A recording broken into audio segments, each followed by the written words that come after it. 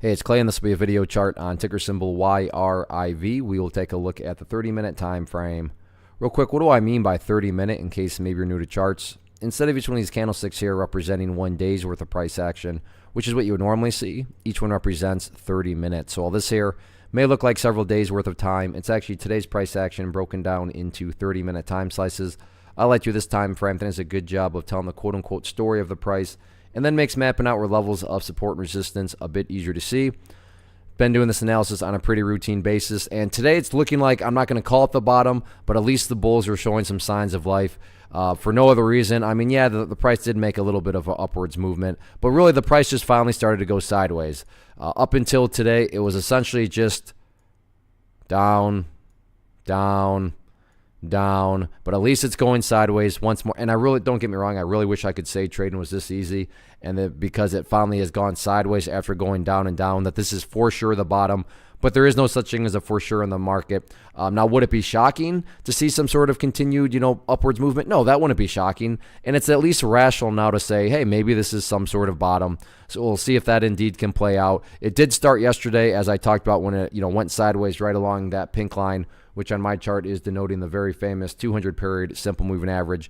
But that definitely you want to see it keep up, and it is doing a good job, with today's price movement. So nothing really new to report here as far as support levels. It's still all about that pink line there. The only difference here is that the bulls have at least created a little bit of breathing room, whereas when I was talking about the video yesterday, on Wednesday, I mean, the price was essentially sitting right at that area, but now there's some breathing room where, the price would have to pull back a bit just to even be retesting that. So all in all, though, regardless, 52 cents, which is the value of that pink line, is going to still be that key level of support.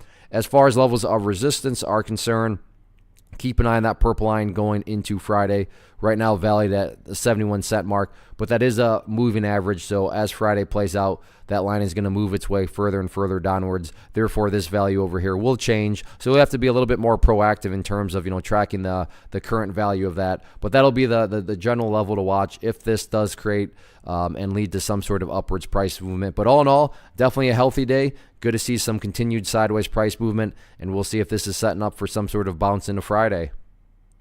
One of the biggest questions I get is, hey Clay, how do you find the stocks that you trade? So what I've done is put together a free resource guide where I talk about the tools that I use to locate stocks that I find interesting and think may have potential. So if that sounds like something that could add value to you as a trader, then click on the image that is up on the screen right now, and I will email you the guide. The guide itself is very short and to the point, and best part, it's completely free.